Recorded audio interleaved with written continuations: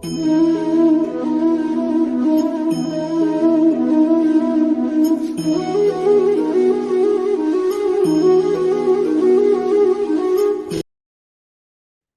ഓം.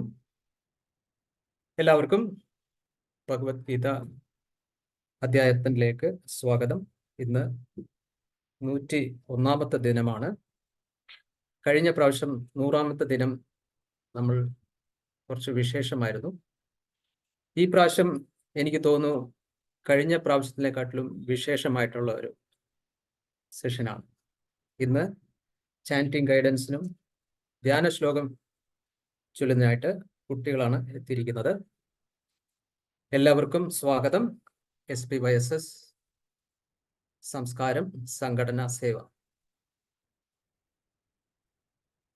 ഇതിൽ ഇന്ന് ചാപ്റ്റർ 10 വിഭൂതി യോഗമാണ്.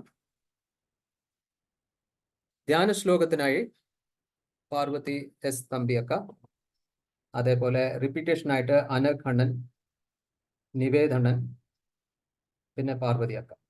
ഇവരാണ് ഇന്നത്തെ മെയിൻ സ്റ്റാർസ്. അതോടൊപ്പം ചാൻറ്റിങ് ഗൈഡൻസിനായിട്ട് സിന്ധു പ്രമോദ് അക്കയും, ബാക്കപ്പിൽ ചാൻറ്റിങ്ങിനും എക്സ്പ്ലനേഷനുമായിട്ട് സരോജിനി അക്കയും ഗംഗ അക്കയും, എക്സ്പ്ലനേഷൻ ജ്യോതി അക്കയും രമയൊക്കെയാണ് ഇന്നത്തെ എക്സ്പ്ലനേഷൻ. പിന്നെ ജയശ്രീ ബി അക്കയും. അപ്പോൾ ധ്യാന ശ്ലോകത്തിലും തുടങ്ങാം. അതിനായിട്ട് ഞാൻ പാർവതി എസ് തമ്പിയൊക്കെ ക്ഷണിച്ചോളും. ഹരി ഓം. ഹരി ഓം. എല്ലാവർക്കും നമസ്കാരം. ഓം ശ്രീ ഗുരുഭ്യോ നമഃ. ഓം ശ്രീ ഗണേശായ നമഃ. ഓം ശ്രീ സരസ്വതേ നമഃ. ഓം പാർത്ഥായ പ്രതിബോധിതാം ഭഗവതാം നാരായണേന സ്വയം വ്യാസേന ഗ്രഥിതാം പുരാണമുനിനാം മധ്യേ മഹാഭാരതം അദ്വൈതാമൃതവർഷിണീം ഭഗവതി അഷ്ടാദശാധ്യായിനീം അംബ ത്വാമനുസന്ദദാമി ഭഗവദ്ഗീതേ ഭവദ്വേഷിണീം. നമോസ്തു തേ വ്യാസ വിശാല ബുദ്ധേ പുല്ലാരവിന്ദായത പത്രനേത്ര യേന ത്വയാ ഭാരത തൈലപൂർണ പ്രജ്വാലിതോ ജ്ഞാനമയ പ്രദീപ. പ്രപന്ന പാരിജാതായ സ്തോത്രവൈത്രൈകപാണയേ ജ്ഞാനമുദ്രായ കൃഷ്ണായ ഗീതാമൃതദുഹേ നമഃ. സർവോപനിഷദോ ഗാവോ ദോഗ്ധാ ഗോപാലനന്ദന പാർത്ഥോ വത്സ സുധീർഭോക്താ ദുഗ്ധം ഗീതാമൃതം മഹദ്. വസുദേവസുതം ദേവം കംസചാണൂരമർദ്ദനം ദേവകീ പരമാനന്ദം കൃഷ്ണം വന്ദേ ജഗദ്ഗുരും. ഭീഷ്മദ്രോണതടാ ജയദ്രഥജലാ ഗാന്ധാര നീലോപലാ ശല്യഗ്രാഹവതി കൃപേണ വഹനി കർണേന വേലാകുലാ. അശ്വത്ഥാമ വികർണഘോര മകരാ ദുര്യോധനാവർത്തിനി സോതീർണാ ഖലു പാണ്ഡവൈരണനദി കൈവർത്തക കേശവ. പാരാശര്യവചഃ സരോജമമലം ഗീതാധഗന്ധോത്കടം നാനാഖ്യാനകകേസരം ഹരികഥാ സംബോധനാബോധിതം. ലോകേ സജ്ജന ഷട്പദൈരഹരഃ പേപീയമാനം മുദാ ഭൂയാത് ഭാരത പങ്കജം കലിമല പ്രധ്വംസിനം ശ്രേയസേ. മൂകം കരോതി വാചാലം പങ്കും ലംഘയതേ ഗിരിം യത്കൃപാതമഹം വന്ദേ പരമാനന്ദമാധവം. യം ബ്രഹ്മാ വരുണേന്ദ്ര രുദ്രമരുതഃ ശൃണ്വന്തി ദിവ്യൈസ്തവൈർ വേദൈ സാംഗപദക്രമോപനിഷദൈർ ഗായന്തി യം സാമഗാ. ധ്യാനാവസ്ഥിത തദ്ഗതേന മനസാ പശ്യന്തി യം യോഗിനോ യസ്യാന്തം ന വിദുസുരാസുരഗണാ ദേവായ തസ്മൈ നമഃ. ഹരി ഓം. ഹരി ഓം. വളരെ നല്ല രീതിയിൽ നമ്മുടെ ധ്യാന ശ്ലോകം ചൊല്ലിക്കഴിഞ്ഞു. അടുത്തത് ചാൻറ്റിങ്ങിനായിട്ട് ശ്ലോകം 1, 2 ഗൈഡൻസിന് വേണ്ടി സിന്ധു ഒക്കെ ക്ഷണിക്കുന്നു. റിപ്പീറ്റേഷന് വേണ്ടി അനക്കണ്ണനെ ക്ഷണിച്ചോളുന്നു. ഹരി ഓം. ഹരി ഓം. ചൊല്ലിക്കൊണ്ട് തുടങ്ങാം. എല്ലാവരും നിവർന്നിരിക്കാം. കൈകൾ നമസ്കാര സ്ഥിതി.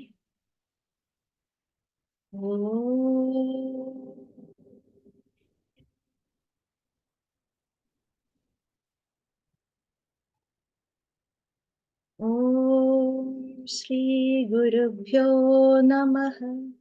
ഓം ശ്രീ പരമാത്മനേ നമഃ. അഥ ദശമോऽധ്യായഃ. अथ दशमोऽध्यायः विभूतियोगः. विभूतियोगः श्रीभगवानुवाच. श्रीभगवानुवाच भूय एव महाबाहो. भूय एव महाबाहो शृणु मे परमं वचः. शृणु मे परमं वचः यत्तेऽहं प्रीयमाणाय यत्तेऽहं प्रीयमाणाय वक्ष्यामि हितकाम्यया. वक्ष्यामि हितकाम्यया. ഇനി 2 ലൈൻസ് വീതം. ഭൂയ ഏവ മഹാബാഹോ ശൃണു മേ പരമം വചഃ. भूय एव महाबाहो शृणु मे परमं वचः യത്തേഹം പ്രീയമാണായ വക്ഷ്യാമി ഹിതകാമ്യയാ. यत्तेऽहं प्रीयमाणाय वक्ष्यामि हितकाम्यया. ഇനി 4 വരി ചൊല്ലാം.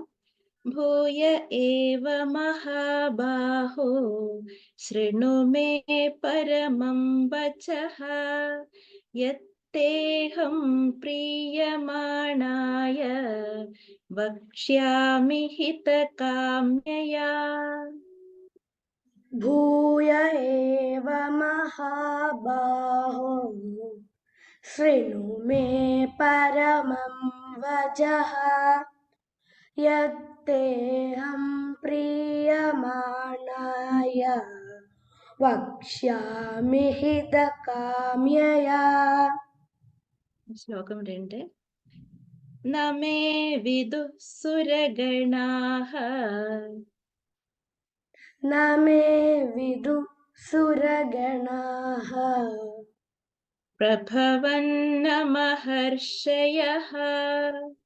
प्रभवन्न महर्षयः അഹമാദിർഹി ദേവാനാം अहमादिर्हि देवानां മഹർഷീണാം ച സർവശഃ. महर्षीणां च सर्वशः. ന മേ വിദുഃ സുരഗണാഃ പ്രഭവന്ന മഹർഷയഃ. न मे विदुः सुरगणाः प्रभवन्न महर्षयः. അഹമാദിർഹി ദേവാനാം മഹർഷീണാം ച സർവശഃ. अहमादिर्हि देवानां महर्षीणां च सर्वशः. ന മേ വിദുഃ സുരഗണാഃ പ്രഭവന്ന മഹർഷയഃ. അഹമാദിർഹി ആദിർഹി ദേവാനാം മഹർഷീണാം ച സർവശഃ. न मे विदुः सुरगणाः प्रभवन्न महर्षयः अहमादिर्हि देवानां महर्षीणां च सर्वशः. ഹരി ഓം. ഹരി ഓം. എക്സ്പ്ലനേഷൻ ആയിട്ട് ജ്യോതി അക്കേഷ് ക്ഷണിച്ചു. ഹരി ഓം. 9-ാം അധ്യായം രാജഗുഹ്യ യോഗത്തിൽ നമ്മൾ കണ്ടു കഴിഞ്ഞു. ഏറ്റവും പരമമായ രഹസ്യം എന്താണ് എന്നുള്ളത് ഭഗവാൻ അർജുനനായിട്ട് പറഞ്ഞു കൊടുത്തു അല്ലെ. അപ്പോ 10-ാം അധ്യായത്തില് വിഭൂതി യോഗമാണ് നമ്മൾ കാണാനായിട്ട് പോകുന്നത്. അപ്പൊ എന്താണ് വിഭൂതി എന്നതുകൊണ്ട് ഉദ്ദേശിക്കുന്നത് എന്നുള്ളത് നമുക്ക് ആദ്യമായിട്ട് മനസ്സിലാക്കാം. ഭൂതി എന്ന് പറഞ്ഞു കഴിഞ്ഞാല് ഐശ്വര്യം എന്നാണ് അർത്ഥം. ഐശ്വര്യം എന്ന് വെച്ച് കഴിഞ്ഞാല് ഈശ്വരന്റെ ഭാവം. ഐശ്വര്യമുള്ളത് എന്ന് നമ്മൾ പറയണത് എന്താണ്? എല്ലാ ചൈതന്യങ്ങളും നിറഞ്ഞു നിൽക്കുന്നതിനെയാണ് നമ്മൾ എന്ത് പറയണത്? ഐശ്വര്യം എന്ന് പറയണത്. അപ്പോ ഭൂതി എന്നുള്ളത് കൊണ്ട് ഉദ്ദേശിക്കുന്നത് ഈശ്വരന്റെ ഭാവം, ഐശ്വര്യം എന്നുള്ളതാണ് ഭൂതി എന്നുള്ളത് കൊണ്ട് ഉദ്ദേശിക്കുന്നത്. അപ്പൊ എന്തായിരിക്കും വിഭൂതി എന്ന് വെച്ച് കഴിഞ്ഞാല്? എടുത്തു പറയത്തക്ക രീതിയിൽ ഐശ്വര്യം പ്രകടമാകുമ്പോൾ അതിനെ എന്താണ് പറയണത്? അതിനെയാണ് പറയണത് വിഭൂതി എന്ന് പറയുന്നത്. ഐശ്വര്യം അല്ലെങ്കിൽ ഈശ്വരന്റെ ചൈതന്യം എന്നുള്ളത് എല്ലാ ജീവജാലങ്ങളിലും ഉണ്ട്. അപ്പോ ആ ഈശ്വരന്റെ ചൈതന്യം ചില സ്ഥലങ്ങളിൽ നമുക്ക് കുറച്ച് കൂടുതലായിട്ട് നമുക്ക് കാണാനായിട്ട് സാധിക്കും അല്ലെ. അപ്പൊ അങ്ങനെ ആ ചൈതന്യത്തിനെ കൂടുതലായി കാണാനായി സാധിക്കുന്ന ആ അവസ്ഥയിലാണ് അതിനെയാണ് എന്ത് പറയുന്നത്? വിഭൂതി എന്ന് പറയുന്നത്. അപ്പോ എന്താണ് വിഭൂതി എന്നുള്ളതാണ് ഭഗവാൻ ഈ അധ്യായത്തില് അർജുനന് പറഞ്ഞു കൊടുക്കുന്നത്. അപ്പൊ നമ്മളത് വിചാരിക്കും ഇതെന്താ എല്ലാ അധ്യായത്തിലും അർജുനന് ഇതിങ്ങനെ പിന്നെയും പറഞ്ഞു കൊടുക്കാനായിട്ട് കാരണം എന്നുള്ളത് നമുക്ക് തോന്നും അല്ലേ. അപ്പോ അതാണ് 1-ാമത്തെ ശ്ലോകത്തിൽ പറയുന്നത്. അതിനു മുന്നേ നമ്മൾ എന്താണ് വിഭൂതി എന്നുള്ളതിനെ കുറിച്ച് ഒന്നും കൂടി ഡീപ്പായിട്ട് നമുക്ക് നോക്കാം. അപ്പോ നന്മയും തിന്മയും എല്ലാം ആരാണെന്നുള്ള തിരിച്ചറിവാണ് നമുക്ക് വേണ്ടത്. ഭഗവാൻ ആണെന്നുള്ള തിരിച്ചറിവ് നമുക്ക് മനസ്സിലാവണം. അപ്പൊ നല്ല കാര്യങ്ങൾ വരുമ്പോ അത് ഈശ്വര അനുഗ്രഹം എന്ന് നമ്മൾ പറയുന്നുണ്ട് അല്ലെ. പക്ഷെ നന്നല്ലാത്തത് വരുമ്പോ ഭഗവാനെ എന്താ എനിക്ക് ഇങ്ങനെ തന്നത് എന്നാണ് നമ്മൾ ചോദിക്കുന്നത്. അപ്പൊ അതല്ല, നല്ലത് വന്നു കഴിഞ്ഞാലും നന്നല്ലാത്തത് വന്നു കഴിഞ്ഞാലും ഇത് രണ്ടും ഭഗവാൻ അറിഞ്ഞിട്ടാണ് വരുന്നത്. ഇതിന് നമ്മൾ അർഹരാണ് എന്നുള്ള തിരിച്ചറിവ് ആർക്കാണോ ഉള്ളത് അവരാണ് യഥാർത്ഥത്തിൽ ഒരു സാധകൻ എന്ന പേരിന് പ്രാപ്തൻ എന്നാണ് ഭഗവാൻ പറയുന്നത്. അപ്പൊ വിഭൂതിയിലെ ഭഗവാൻ അതാണ് പറയുന്നത്. പലതരം വിഭൂതികളെ കുറിച്ചാണ് വിഭൂതി യോഗത്തില് നമുക്ക് ഭഗവാൻ പറഞ്ഞു തരുന്നത്. അപ്പോ എന്താണ് ഈ വിഭൂതി എന്ന് പറഞ്ഞു കഴിഞ്ഞാല്? ഏതെങ്കിലും ഒരു പ്രത്യേക വസ്തു, അതല്ലെങ്കിൽ ഏതെങ്കിലും ഒരു പ്രത്യേക വ്യക്തി, അതില് ഭഗവാനെ നമ്മൾ കണ്ടിട്ട് ആ വസ്തുവിനെ അല്ലെങ്കിൽ വ്യക്തിയെ ഭഗവാനുമായിട്ട് ലയിപ്പിച്ച് ചേർക്കുന്ന ഒരു യോഗമാണ് എന്ത് പറയണത്? വിഭൂതി യോഗം എന്ന് പറയുന്നത്. അപ്പൊ ഭഗവാനെ നമുക്ക് നേരിട്ട് സാധിക്കാൻ പറ്റുന്നില്ല എന്നുണ്ടെങ്കിൽ ഒരു പ്രത്യേക വസ്തുവില് അല്ലെങ്കിൽ ഒരു പ്രത്യേക വ്യക്തിയിലൂടെ നമുക്ക് ആരിലേക്ക് ലയിക്കാം പറയുന്നത്? ഭഗവാനിലേക്ക് ലയിക്കാം എന്നാണ് പറയുന്നത്. അങ്ങനെ ഒരു പ്രത്യേക വസ്തുവിലൂടെ അല്ലെങ്കിൽ ഒരു പ്രത്യേക വ്യക്തിയിലൂടെ നമുക്ക് ഭഗവാനിലേക്ക് എത്തിപ്പെടാനായി സാധിക്കുന്ന തരത്തിലുള്ള കാര്യങ്ങളെയാണ് ഭഗവാൻ എന്ത് പറഞ്ഞിരിക്കുന്നത്? വിഭൂതി എന്ന് പറയുന്നത്. ഐശ്വര്യപ്രദമായ ചില കാര്യങ്ങളിലൂടെ നിങ്ങൾക്ക് എന്നിലേക്ക് എത്തിപ്പെടാം. ആ ഐശ്വര്യപ്രദങ്ങളായിട്ടുള്ള കാര്യങ്ങൾ എന്താണെന്ന് അർജുന അതും ഞാൻ നിനക്ക് പറഞ്ഞു തരാം എന്നാണ് വിഭൂതി യോഗത്തിൽ ആര് പറയണത്? ഭഗവാൻ ശ്രീകൃഷ്ണൻ അർജുനന്റെ അടുത്ത് പറയുന്നത്. അപ്പോ ഇതിൽ പറയണത് എന്താന്ന് വെച്ചാല് 1, 2, 3 വിഭൂതികളല്ല പറയണത്, ഒരുപാട് വിഭൂതികളെ കുറിച്ച് പറയുന്നുണ്ട്. അത് മുന്നിലേക്ക് പോകുമ്പോൾ നമുക്ക് മനസ്സിലാവും. അപ്പൊ ഭഗവാൻ പറയാണ് ഇതില് നിങ്ങളുടെ ഇഷ്ടമാണ്, ഏതെങ്കിലും ഒന്ന് വേണമെങ്കിൽ അതെടുക്കാം. അതല്ല എല്ലാത്തിനെയും എടുത്തിട്ട് അതിലൂടെ നമുക്ക് ഭഗവാനിലേക്ക് എത്തിച്ചേരാനുണ്ടോ? തീർച്ചയായിട്ടും എല്ലാം വേണമെങ്കിൽ അങ്ങനെയും എടുക്കാം. ഒന്നിനെ വേണമെങ്കിൽ ഒന്നിനെ എടുക്കാം. അല്ല, എല്ലാ ഭാഗത്തു കൂടെയും ചേരാനുള്ള ഒരു ശക്തി പ്രാപ്തി നമുക്ക് ഉണ്ട് എന്നുണ്ടെങ്കിൽ എല്ലാ വിഭൂതികളെയും നമുക്ക് സ്വീകരിക്കാം. അതൊക്കെ നമ്മുടെ കംഫർട്ട്നെസ് ആണ്. പക്ഷെ ഇതിനെക്കുറിച്ച് നമുക്ക് മനസ്സിലായിരിക്കണം. അപ്പൊ ഈ ഭഗവത്ഗീതയുടെ പ്രത്യേകത എന്താണെന്നറിയോ? പുരാണങ്ങൾ കേൾക്കുന്ന പോലെയല്ല ഭഗവത്ഗീത, കുറച്ച് വേദാന്തമാണ്. അപ്പൊ വേദാന്തം എന്ന് പറഞ്ഞു കഴിഞ്ഞാല് പുരാണങ്ങളിൽ കേൾക്കുന്ന ലാഘവത്തോടെ നമ്മൾ കേട്ട് കഴിഞ്ഞു കഴിഞ്ഞാല് നമുക്ക് ഭഗവത്ഗീത മനസ്സിലാവില്ല. കാര്യം തത്വങ്ങളാണ്, കംപ്ലീറ്റ്ലി തത്വങ്ങളാണ്. പുരാണങ്ങളിൽ എന്താണ്? ഒരുപാട് കഥകളാണ്. കഥകൾ നമുക്ക് പെട്ടെന്ന് മനസ്സിലാവും. ഇപ്പൊ നഴ്സറി കുട്ടികളെയൊക്കെ കണ്ടിട്ടുണ്ടോ? അവരുടെ അടുത്ത് നമുക്ക് കഥകൾ പറഞ്ഞു കൊടുക്കാം. 10ാം ക്ലാസ്സിൽ പഠിക്കുന്ന സിലബസ് കൊണ്ടുപോയിട്ട് നമ്മൾ നഴ്സറി കുട്ടികളോട് പറഞ്ഞു കൊടുത്താൽ അവർക്ക് എന്തെങ്കിലും മനസ്സിലാവൂ? അവർക്കൊന്നും മനസ്സിലാവില്ല അല്ലെ? അതുപോലെയാണ് ഭഗവത്ഗീത. പെട്ടെന്ന് ഒന്നും അറിയാത്ത ഒരാളുടെ മുമ്പിൽ പോയിട്ട് നമ്മൾ കുറെ വേദാന്തങ്ങൾ പറഞ്ഞു കൊടുത്തു കഴിഞ്ഞാൽ, ഇങ്ങനെ വിഭൂതി യോഗം ഉണ്ടെന്നൊക്കെ പറഞ്ഞു കൊടുത്തു കഴിഞ്ഞാല് ആകെ അയാൾ അന്താളിച്ച് നിൽക്കുള്ളൂ. കാര്യം എന്താന്ന് വെച്ച് കഴിഞ്ഞാല് ബേസിക് അറിയാത്ത ആൾക്കാരെ സംബന്ധിച്ചിടത്തോളം പെട്ടെന്ന് പോയി വിഭൂതി യോഗമൊക്കെ കാണിച്ചു കൊടുത്തു കഴിഞ്ഞാൽ അവർക്ക് മനസ്സിലാവില്ല അത്. അപ്പൊ അതാണ് പറയണത്, ഭഗവത്ഗീത മനസ്സിലാക്കണ 1 പ്രാവശ്യം 2 പ്രാവശ്യം 3 പ്രാവശ്യം നമ്മൾ കേട്ട് കഴിഞ്ഞു കഴിഞ്ഞാലും അത് നമുക്ക് മനസ്സിലാവില്ല. അതെങ്ങനെ എങ്ങനെ നമ്മൾ അതിലേക്ക് വരേണ്ടത്?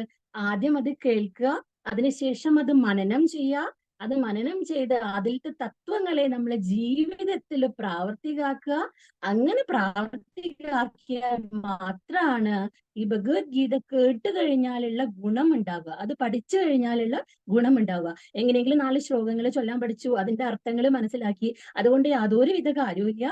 അത് മനനം ചെയ്യുക, മനനം ചെയ്ത് ജീവിതത്തിൽ പ്രാവർത്തികമാക്കുക.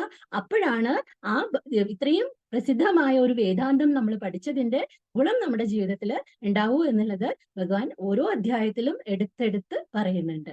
അപ്പൊ നമുക്ക് നോക്കാം ശ്ലോകം 1 അതിൽ എന്താണ് ഭഗവാൻ പറയണത് എന്നുള്ളത് നോക്കാം. അപ്പൊ പറയാണ്, ഭൂയ ഏവ മഹാബാഹോ ശൃണുമേ പരമം വച. അപ്പൊ ഭഗവാൻ പറയാണ്, അർജുന, നിനക്ക് ഞാൻ പറയുന്നത് കൂടുതൽ കേൾക്കണം എന്നുള്ള ആഗ്രഹമുള്ള ആളാണ്. അപ്പൊ ഭഗവാൻ പറയാണ്, അർജുനന് അങ്ങനെ കേൾക്കണം എന്നുള്ള ആഗ്രഹം ഉണ്ടായത് കൊണ്ടാണ് ഇത്രയും കൂടുതലായിട്ട് ഭഗവാൻ ഓരോരോ യോഗങ്ങളെ കുറിച്ചിട്ട് പറഞ്ഞത്. ഇപ്പോ നമ്മളിവിടെ ഇരുന്ന് പറയുന്നുണ്ട്, കേൾക്കുന്ന ആൾക്കാർക്ക് ഇത് കേൾക്കാൻ താല്പര്യമില്ല എന്നുണ്ടെങ്കിൽ നമ്മൾ എന്താ ചെയ്യാ? ഓട്ടോമാറ്റിക്കലി അത് നിർത്തുമല്ലേ? എന്തിനാ വെറുതെ ഇത് പറഞ്ഞ് എന്റെ സമയം പാഴാക്കണമെന്നല്ലേ നമ്മൾ ചിന്തിച്ചു പോവുക? അപ്പൊ അതുപോലെയാണ്. അപ്പൊ ഭഗവാൻ പറയാണ്, അർജുന, ഞാൻ എന്തുകൊണ്ടാണ് ഓരോ യോഗങ്ങൾ കഴിഞ്ഞ പിന്നത്തെ യോഗങ്ങൾ പറയാൻ കാരണം എന്നറിയോ? നിനക്ക് ഇത് കേൾക്കാനുള്ളതുണ്ട്, സംശയങ്ങൾ നീ കൂടെ ചോദിക്കുന്നു, അതെല്ലാം എന്ത് ചെയ്യുന്നുണ്ട്? ക്ലാരിഫൈ ചെയ്യുന്നുണ്ട്. മുന്നിലേക്ക് പോകണമെന്ന് നിനക്ക് ആഗ്രഹമുണ്ട്. അതുകൊണ്ട് മാത്രമാണ് ഞാനിത് പറഞ്ഞു തരുന്നത്. ഓരോ യോഗങ്ങൾ കഴിയുമ്പോൾ അടുത്ത യോഗങ്ങൾ ഞാൻ പറഞ്ഞു തരുന്നതിനുള്ള കാരണം ഇതാണെന്നുള്ളത് പറയാണ്. അപ്പൊ ഭഗവാൻ നമ്മളോടായിട്ട് പറയാണ്, ഒന്നും അറിയാത്തവരോട് നമ്മൾ ഒരുപാട് പറഞ്ഞിട്ട് കാര്യമില്ല. ഈ കേൾവി എന്ന് പറയുന്നത്, പറഞ്ഞു കൊടുക്കൽ എന്ന് പറയുന്നത് 3 രീതിയിലുണ്ട്. ഒന്നും അറിയാത്ത ആൾക്കാരുടെ അടുത്ത് നമ്മൾ കുറെ വേദാന്തങ്ങൾ ഇരുന്ന് ഉപദേശിച്ചിട്ട് ഒരു കാര്യമില്ല. കാര്യം അവർക്കത് മനസ്സിലാവില്ല. അപ്പൊ അവർക്ക് എന്താണ് ഏറ്റവും നല്ലത്?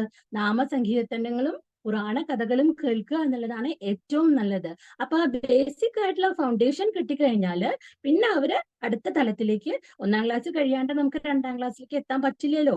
അപ്പൊ ആ ബേസിക് ആയിട്ടുള്ള ഫൗണ്ടേഷൻ എടുത്തു കഴിഞ്ഞാല് അടുത്ത ലെവലിലേക്ക് അവർ വരും. അങ്ങനെ ലെവൽ മാറ്റി വരുമ്പോഴാണ് അവർക്ക് ഇതൊക്കെ മനസ്സിലാവും. അപ്പൊ അതുകൊണ്ട് ഒന്നും അറിയാത്ത ആൾക്കാരോട് പോയിട്ട് ഡയറക്റ്റ് ഭഗവത്, നമുക്ക് ആദ്യത്തെ അധ്യായങ്ങളിലൊക്കെ നമുക്ക് ആ ബുദ്ധിമുട്ട് ഒരുപാട് നമ്മൾ അനുഭവിച്ചിട്ടുണ്ട് അല്ലെ? പക്ഷെ ഇന്നിപ്പോ 10ാമത്തെ അധ്യായത്തിൽ എത്തി നിൽക്കുമ്പോ നമുക്ക് ഭഗവത്ഗീത എന്നുള്ളത് ഈ അർജുനൻ കേട്ടുകൊണ്ടിരിക്കുന്ന പോലെ ഇനി അടുത്ത അധ്യായത്തിൽ എന്തായിരിക്കും? ഇതിപ്പോ അധ്യായങ്ങൾ മുഴുവൻ 18 അധ്യായം കഴിയുമ്പോഴേക്കും എന്തൊക്കെയാണോ ഭഗവാൻ പറയാനായിട്ട് പോകുന്നത്? ആ ഒരു ക്യൂരിയോസിറ്റി നമുക്ക് വന്നു കഴിഞ്ഞു. അപ്പൊ അതുപോലെയാണ് ഭഗവാൻ പറയുന്നത്, ഒന്നും അറിയാത്ത ആൾക്കാരോട് അവരോട് നാമസങ്കീർത്തനവും എന്തിനാണ് പറയണത്? പുരാണങ്ങള് കഥകൾ കേട്ട് മനസ്സിലാക്കൂ എന്നുള്ളതാണ് ഭഗവാൻ പറയണത്. രണ്ടാമത് പറയണത് എങ്ങനെയാണ്? കുറെയൊക്കെ മനസ്സിലായ ആൾക്കാര്, അവർക്ക് പറയണത് മനസ്സിലാവുന്നുണ്ട്, പക്ഷെ എന്താ അത് ഇങ്ങോട്ട് പൂർണ്ണല്ല. അപ്പൊ അർജുനന്റെ പോലെ, നമ്മളെയൊക്കെ പോലെ തന്നെ എന്തൊക്കെയോ നമുക്ക് മനസ്സിലാവുന്നുണ്ട്, എന്നാ പൂർണ്ണാണോ? അല്ല, ഇതിൽ കുറെ സംശയങ്ങളുണ്ട്. അപ്പൊ അതൊക്കെ ദൂരീകരിക്കണമെന്നുണ്ട്. അതുകൊണ്ടാണല്ലോ നമ്മൾ ഇവിടെ വന്നിരിക്കുന്നത്. അത് എന്താണെന്നുള്ളത് മനസ്സിലാക്കാനുള്ള ഒരു ക്യൂരിയോസിറ്റി കാരണം. അപ്പൊ അങ്ങനെയുള്ളത് 2ാമത്തെ തലമാണ്. ഇനി 3ാമത്തെ ഒരു തലം ആൾക്കാരുണ്ട്. അവരെങ്ങനെയാണെന്നറിയോ? അവര് ഇതിന്റെ കുറെ തലയും പാലൊക്കെ കുറെ പഠിച്ചു വെക്കും.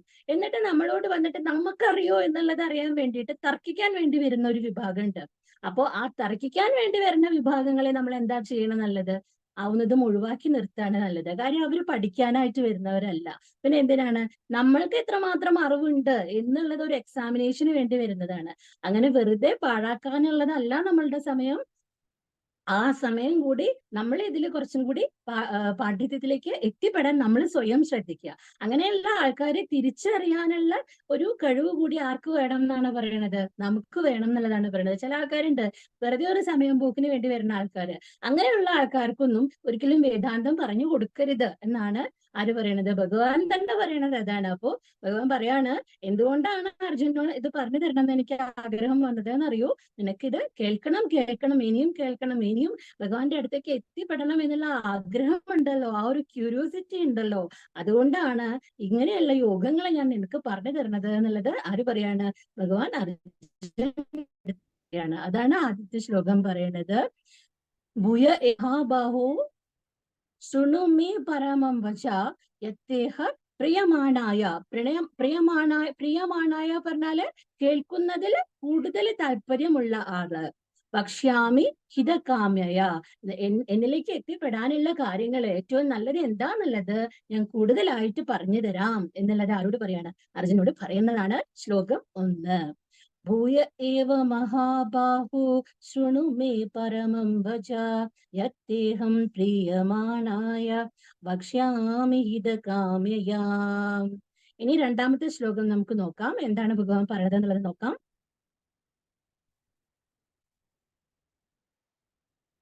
ശ്ലോകം പറയാണ്, നമ്മെ വിദ സുരഗണ പ്രഭവം ന മഹർഷയാ അഹമാരാ ഹി ദേവാനാം മഹർഷീണാം ച സർവശ. എന്ന് പറഞ്ഞു കഴിഞ്ഞാല് ഭഗവാൻ പറയാണ് നമ്മെ വിദ സുരഗണ, അതായത് സുരഗണ ദേവന്മാർക്കായാലും പ്രഭവം ന മഹർഷിയ മഹർഷിമാർക്കായാലും ദേവന്മാർക്കും മഹർഷിമാർക്കും ഒന്നും എന്റെ പ്രഭാവം നമ്മെ വിധ എന്നെ കുറിച്ചുള്ള പ്രഭാവം പൂർണ്ണമായിട്ടും അറിയില്ല. അതിന് കാരണം എന്താണെന്നാണ് പറയണത്? അഹമാദാഹി മാദീർഘ ദേവാനാം മഹർഷീണാം ച സർവശ എന്നാണ് പറയുന്നത്. അവരൊക്കെ എന്റെ ഭാഗമായതുകൊണ്ട്, ഇപ്പൊ പറഞ്ഞല്ലോ ഐശ്വര്യം എന്നുള്ളത് കുറച്ച് കൂടുതലുള്ളതാണ് വിഭൂതി. അപ്പൊ വിഭൂതി എന്ന് പറയുമ്പോ ഇപ്പൊ ഈ ദേവന്മാരായിക്കോട്ടെ ഈ മഹർഷിമാരായിക്കോട്ടെ അവരൊക്കെ ഈ ആ തലത്തിൽപ്പെട്ടവരാണ്, കുറച്ച് കൂടുതൽ ഐശ്വര്യമുള്ളവരാണ്. അവരുടെ സാധനകൾ കൊണ്ട്, അവരുടെ എന്താണ് അതികഠിനമായ പ്രവർത്തനം കൊണ്ട് ഭഗവാനിൽ കുറച്ചും കൂടി ഭഗവാനെ കുറിച്ച് കൂടുതൽ അറിയുന്ന ഭഗവാൻ നമ്മളിലെല്ലാം ഈശ്വര ചൈതന്യം ഉണ്ട് എന്നുണ്ടെങ്കിലും ദേവന്മാരിലും മഹർഷിമാരിലും ഈ ചൈതന്യം ഒരു പടി മുകളിലേക്കാണ്. അപ്പോ അവർക്ക് പോലും എന്താ അറിയില്ല, എന്നെ കുറിച്ച് കൂടുതൽ അറിയില്ല. അതിന്റെ കാരണം എന്താന്ന് ഭഗവാൻ എന്താ പറയണത്? വെള്ളത്തിലെ കുമിളകൾ പോലെ, ഒരു സമുദ്രത്തില് ഒരുപാട് കുമിളകൾ ഉണ്ടെന്ന് വിചാരിച്ചോളൂ. ഈ കുമിളകൾക്ക് ഒരിക്കലും സമുദ്രത്തിനെ ഉൾക്കൊള്ളാനായിട്ട് കഴിയില്ല. ഈ കുമിളയുടെ ഉള്ളിൽ ഒതുങ്ങണതാണോ സമുദ്രം എന്ന് പറയണത്? ഒരിക്കലും അല്ല, അല്ലെ? അപ്പൊ പക്ഷെ ഈ സമുദ്രത്തിന് എന്ത് ചെയ്യാം? ഈ കുമിളയ്ക്ക് എന്ത് ചെയ്യാം? ഈ സമുദ്രത്തിൽ ലയിച്ചു ചേരാം. പക്ഷെ ഈ കുമിള പോയിട്ട് സമുദ്രത്തിനെ എന്നിലേക്ക് ഉൾക്കൊള്ളിക്കണം എന്ന് വിചാരിച്ചാൽ നടക്കണ കാര്യമാണോ? ഒരിക്കലും നടക്കില്ല. അപ്പൊ അതുകൊണ്ടാണ് ദേവന്മാർക്കും മഹർഷിമാർക്ക് പോലും എന്നെ കുറിച്ച് പൂർണ്ണമായിട്ട് അറിയില്ല എന്ന് പറയുന്നത്. ആ കുമിളകളോടാണ് ഭഗവാൻ ആരെ കൂടി ഉപമിച്ചിരിക്കുന്നത്? ദേവന്മാരെയും മഹർഷിമാരെയും കൂടി ഉപമിച്ചിരിക്കുന്നത്. പിന്നെ നമ്മൾ മനുഷ്യരായിട്ടുള്ളവർക്ക് ഭഗവാനെ പൂർണ്ണമായിട്ട് മനസ്സിലായി എന്ന് നമുക്ക് പറയാൻ പറ്റുമോ? അതൊരു കാരണവശാലും പറയാൻ പറ്റില്ല, അല്ലെ? അപ്പോ അതിനുള്ള ഒരേ ഒരു മാർഗം എന്ന് പറയുന്നത് ഇങ്ങനെയുള്ള ഈ വേദാന്തങ്ങളൊക്കെ മനസ്സിലാക്കി അത് മനനം ചെയ്ത് അതിനെ നമ്മുടെ ജീവിതത്തിൽ പ്രാവർത്തികമാക്കി ഭഗവാനിലേക്ക് ഇറങ്ങി ചെന്നു കഴിഞ്ഞാൽ തീർച്ചയായും ഈ കുമിള സമുദ്രത്തിനോട് യോജിക്കുന്ന പോലെ അതുപോലത്തെ ഒരു പ്രാപ്തി, മോക്ഷപ്രാപ്തി എന്ന് പറയുന്നത് ആർക്ക് കിട്ടും എന്നാണ് പറയുന്നത്? നമുക്കും ലഭിക്കും എന്നുള്ളത് തന്നെയാണ് ഭഗവാൻ വിഭൂതി യോഗത്തില് നമ്മൾക്ക് കാണിച്ചു തരുന്നത്. അപ്പൊ വിഭൂതി യോഗത്തിന്റെ വരുന്ന ശ്ലോകങ്ങളിൽ നമുക്ക് മനസ്സിലാക്കാം എത്രത്തോളം പ്രധാനമാണ്, ഏതൊക്കെ വിഭൂതികളാണ് ഭഗവാനിലേക്ക് എത്തിപ്പെടാനായിട്ട് ഏറ്റവും നല്ലത് എന്നുള്ളത്. ഈ ബ്രഹ്മവിദ്യ എന്നുള്ളത് പഠിക്കുക എന്നുള്ളത് എളുപ്പമല്ല. ബ്രഹ്മവിദ്യ പഠിച്ചവന് മാത്രമാണ് ഭഗവാനെ പൂർണ്ണമായിട്ട് മനസ്സിലാക്കാനായിട്ട് സാധിക്കുക എന്നുള്ളതാണ് പറയുന്നത്. അപ്പൊ ഈ ബ്രഹ്മവിദ്യ എന്നുള്ളത് പഠിക്കണം എന്നുണ്ടെങ്കിൽ യഥാർത്ഥത്തിൽ എന്താണ് ഭഗവാൻ എന്നുള്ള തത്വം നമ്മൾ അറിഞ്ഞിരിക്കണം. ഭഗവാനിലേക്ക് എത്തിപ്പെടാൻ ഈ പറയുന്ന പോലെ നമ്മൾ പറഞ്ഞു നവവിധ ഭക്തികൾ നമ്മൾ പറഞ്ഞു പോലെ ശ്രവണം, കീർത്തനം, വിഷ്ണു, അതുപോലെ ആ 9 തരത്തിലുള്ള പാദസേവനം, അർച്ചനം, വന്ദനം, ദാസ്യം പറഞ്ഞിട്ട് നമ്മൾ കഴിഞ്ഞ അധ്യായത്തിലും പറഞ്ഞിട്ടുണ്ടായിരുന്നു, അല്ലെ? അങ്ങനെ 9 മാർഗങ്ങളിലൂടെ നമുക്ക് ഭഗവാനിലേക്ക് എത്തിപ്പെടാം. പക്ഷെ യഥാർത്ഥത്തിലുള്ള ബ്രഹ്മവിദ്യ എന്നുള്ളത് അറിയണം എന്നുണ്ടെങ്കിൽ ബ്രഹ്മതത്വം അത് എന്താണെന്നുള്ളത് മനസ്സിലാക്കണം. അപ്പോ അത് മനസ്സിലാക്കണം എന്നുണ്ടെങ്കിൽ എന്ത് വേണം? ആദ്യം നമ്മൾ എല്ലാ അധ്യായത്തിലും പറയണ പോലെ നമ്മളുടെ ഉള്ളില് അഹം എന്ന ഭാവത്തിനെ നമ്മൾ മാറ്റി നിർത്തണം. അഹം എന്നുള്ള ഭാവത്തിനെ മാറ്റി നിർത്തിയാൽ മാത്രമാണ് ഈ പറയുന്ന തത്വങ്ങളൊക്കെ നമുക്ക് മനസ്സിലേക്ക് ആഗിരണം ചെയ്യാനായിട്ട് പറ്റുള്ളൂ. അപ്പൊ മാത്രമാണ് ആ സത്യസ്വരൂപനായ ആ ജ്യോതി സ്വരൂപനെ നമുക്ക് മനസ്സിലാക്കാനായിട്ട് സാധിക്കൂ എന്നുള്ളത് തന്നെയാണ് വിഭൂതി യോഗത്തിൽ നമുക്ക് കാണാനായിട്ട് സാധിക്കുക. വരുന്ന ശ്ലോകങ്ങളിൽ നമുക്ക് മനസ്സിലാക്കാം ഏതൊക്കെയാണ് വിഭൂതികള് എന്നുള്ളത്. ഹരി ഓം. ഹരി ഓം അക്ക. അടുത്തത് ശ്ലോകം 3, 4 ചാൻറ്റിംഗ് ഗൈഡൻസിന് വേണ്ടി സിന്ധുവൊക്കെ വീണ്ടും ക്ഷണിക്കുന്നു. റിപ്പീറ്റേഷൻ നിവേദനനെയും തുടർന്ന് എക്സ്പ്ലനേഷന് വേണ്ടി ജയ ശ്രീ ബി അക്കയും ക്ഷണിച്ചോളൂ. ഹരി ഓം. ഹരി ഓം. ശ്ലോകം 3. യോ മാമജമനാദിം ച യോ മാമജമനാദിം ച വേത്തി ലോകമഹേശ്വരം വേത്തി ലോകമഹേശ്വരം അസമ്മൂഢഃ സമർത്ഥ്യേഷു അസമ്മൂഢഃ സമർത്ഥ്യേഷു സർവപാപൈഃ പ്രമുച്യത്തെ. സർവഭാവൈഃ പ്രമുച്യത്തെ. ഇനി 2 ലൈൻസ് വീതം പാടാം. യോ മാമജമനാദിം ച വേത്തി ലോകമഹേശ്വരം യോ മാമജമനാദിം ച വേത്തി ലോകമഹേശ്വരം അസമ്മൂഢഃ സമർത്ഥ്യേഷു സർവപാപൈഃ പ്രമുച്യത്തെ. അസമ്മൂഢഃ പ്രമുക്തേഷു സർവപാപൈഃ പ്രമുച്യത്തെ. ഇനി 4 വരെയും ചേർത്ത് ചൊല്ലാം. യോ മാമജമനാദിം ച വേത്തി ലോകമഹേശ്വരം അസമ്മൂഢഃ സമർത്ഥ്യേഷു സർവപാപൈഃ പ്രമുച്യത്തെ. യോ മാമജമനാദിം ച വേത്തി ലോകമഹേശ്വരം അസമ്മൂഢഃ സമർത്ഥ്യേഷു സർവപാപൈഃ പ്രമുച്യത്തെ. ഇനി ശ്ലോകം 4. ബുദ്ധിർജ്ഞാനമസമ്മോഹഃ ബുദ്ധിർജ്ഞാനമസമ്മോഹഃ ക്ഷമാ സത്യം ദമഃ ശമഃ ക്ഷമാ സത്യം ദമഃ ശമഃ സുഖം ദുഃഖം ഭവോ ഭാവഃ സുഖം ദുഃഖം ഭവോ ഭാവഃ ഭയം ചാഭയമേവ ച. ഭയം ച ഭയമേവ ച. ബുദ്ധിർജ്ഞാനമസമ്മോഹഃ ക്ഷമാ സത്യം ദമഃ ശമഃ ബുദ്ധിർജ്ഞാനമസമ്മോഹഃ ക്ഷമാ സത്യം ദമഃ ശമഃ സുഖം ദുഃഖം ഭവോ ഭാവഃ ഭയം ഭയമേവ ച.